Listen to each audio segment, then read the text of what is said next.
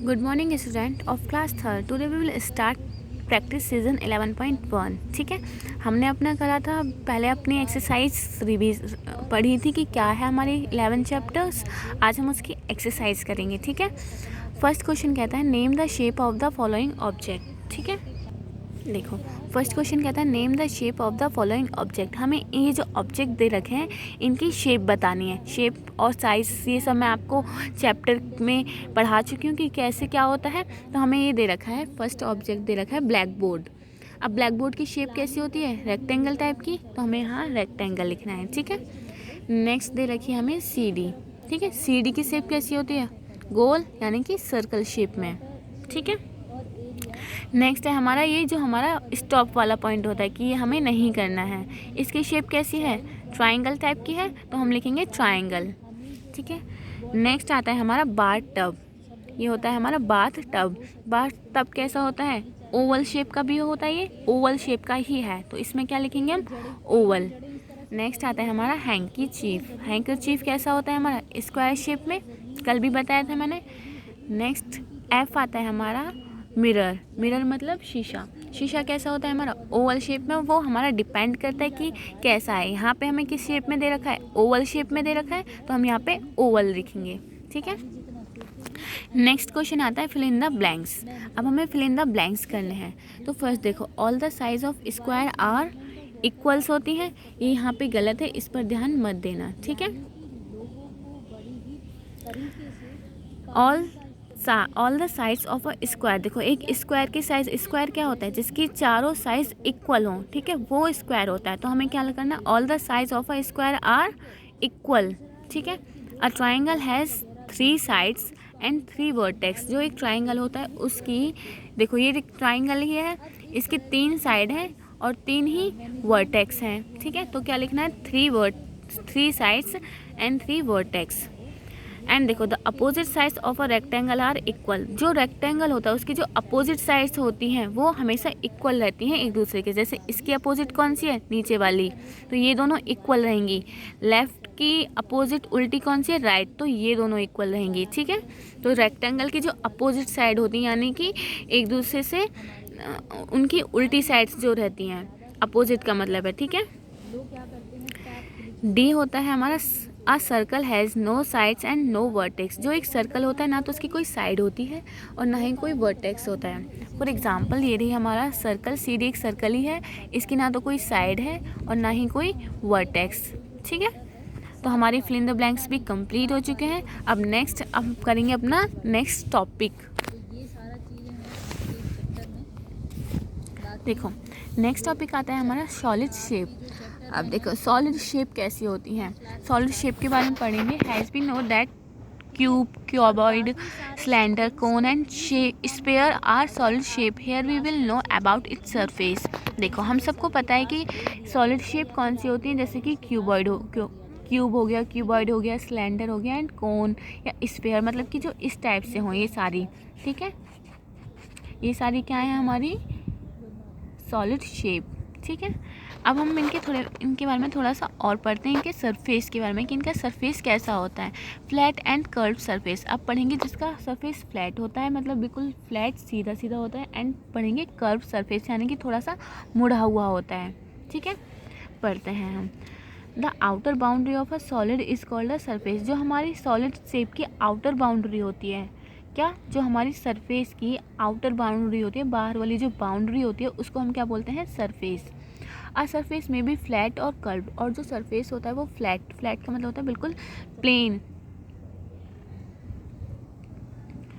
Flat भी हो सकता है या फिर कर्व का मतलब है थोड़ा सा मुड़ा हुआ।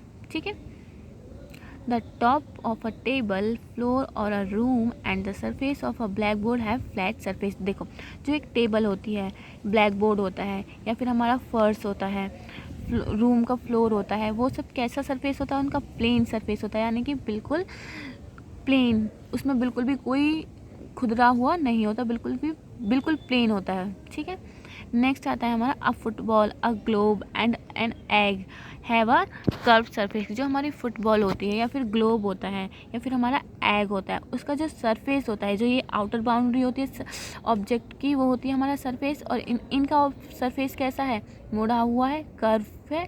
तो ये कौन सा सरफेस है इनका, कर्व सरफेस। ठीक है। However, some objects like a cup of coffee or a cold drink contain have one curved surface and two plane surface। देखो कुछ ऑब्जेक्ट ऐसे होते हैं जैसे कि कप होता है, कोल्ड ड्रिंक कंटेनर होता है, एंड ये क्या होते हैं कि इनका एक साइड तो कर्व की रहती है, ठीक है, थोड़े से मुड़े हुए रहते हैं, लेकिन इनके पास जो दो सरफेस ऐसे होते हैं जो प्लेन होते हैं। फॉर एग्जांपल जहाँ से हम अपने कप को रखते हैं नीचे साइड से, और ऊपर वाली साइड से जहाँ से हम उसमें चाय डालते हैं, ठीक है, वो कौन सा रहता है उनका, वो रहता है उनका प्लेन सरफेस। और जैसे जो साइड वाली साइड्स होती हैं उसकी कप की या ड्रिंक कंटेनर की, वो कौन सी होती हैं, कर्व शेप में। ठीक है। अब पढ़ेंगे हम फेस, एज एंड वर्टेक्स क्या होते हैं। The surface of a solid is called its face. देखो जो सरफेस होता है सॉलिड का, सरफेस अभी मैंने बताया सरफेस क्या होता है, आउटर बाउंड्री होती है सॉलिड की, उसी सरफेस को हम क्या बोलेंगे, फेस बोलेंगे। ठीक है। एन एग is a form when two surface और फेसेस मीट।